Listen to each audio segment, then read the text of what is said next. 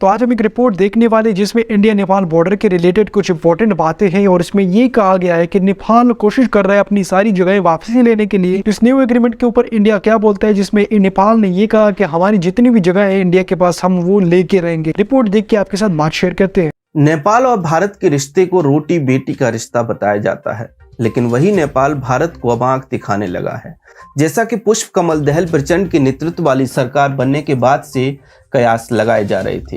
प्रचंड ने नेपाल का प्रधानमंत्री बनते ही अपना रंग दिखाना शुरू कर दिया है। दिखाते भी क्यों नहीं, प्रचंड साहब चीन के दुलारे केपी ओली के समर्थन से जो नेपाल के पीएम बने हैं। नए नवेले पीएम प्रचंड ने शपथ ली है कि उन इलाकों को वापस लेंगे जिन पर उनके अनुसार भारत ने कब्जा कर रखा है।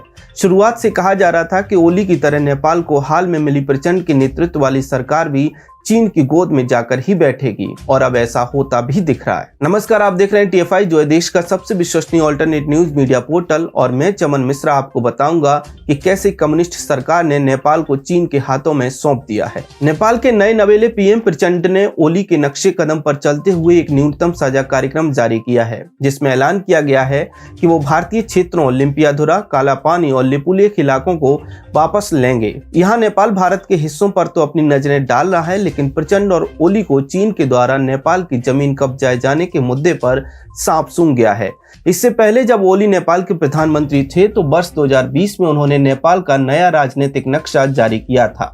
देखा जाए तो लंबे समय तक नेपाल और भारत के रिश्ते काफी अच्छे हुआ करते थे, परंतु वर्ष 2015 के बाद स्थिति बदलनी शुरू हो गई, जब मधेशी मुद्दे ने हिंसात्मक रूप ले लिया था। आपको बता दें कि मधेशी भारतीय राज्य उत्तर प्रदेश और बिहार राज्य से सटे तराई इलाकों में रहते हैं, जिसके चलते भारत और नेपाल के सीमाई इलाकों में रहने वाले लोगों के बीच रोटी बेटी का रिश्ता है। मधेशियों के साथ नेपाल के भेदभाव करने के आरोप लगते हैं, क्योंकि नेपाल में मधेशियों की आबादी लगभग 1.25 करोड़ से अधिक है। लेकिन नेपाल पर आरोप लगते हैं कि मधेशियों को न सरकारी नौकरी में स्थान मिलता है और न ही संपत्ति में, जिसके विरुद्ध मधेशी आंदोलन करते आए हैं। 2015 में मधेशियों के आंदोलन ने हिंसात्मक रूप ले लिया था और नेपाल ने इसका पूरा ठीकरा भारत पर ही फोड़ दिया था। तब नेपाल के तत्कालीन प्रधानमंत्री ओली ने कहा था कि भारत मधेशी दलों को उकसा रहा है, जहां से भारत और नेपाल के रिश्तों के बीच कड़वाहट की शुरुआत हुई। इसके बाद 2018 में केपी शर्मा ओली जब दोबारा से नेपाल के प्रधानमंत्री बने तो भारत और नेपाल के बीच संबंध और खराब होते चले गए।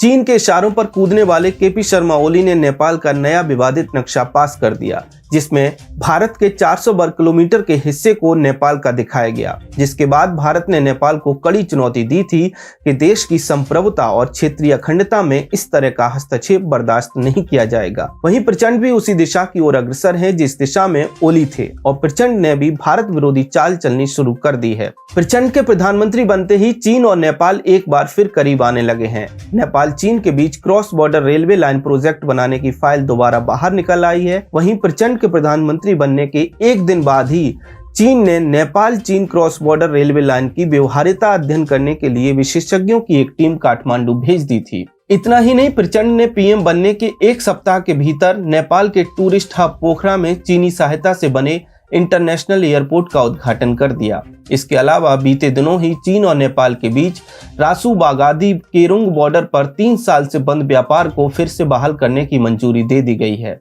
इन सब तथ्यों को देखकर हम यदि कहें कि प्रचंड भी दूसरे ओली बनने की ओर अग्रसर हैं, तो ये गलत नहीं होगा, क्योंकि उनका भी चीन की तरफ झुकाव देखने को मिलने लगा है। प्रचंड के प्रधानमंत्री बनते ही चीन ने नेपाल में अपना खेल खेलना शुरू कर दिया है। ऐसे में आने वाले वक्त में नेपाल का जो भी हाल होने वाला है उसके लिए वो स्वयं ही जिम्मेदार होगा।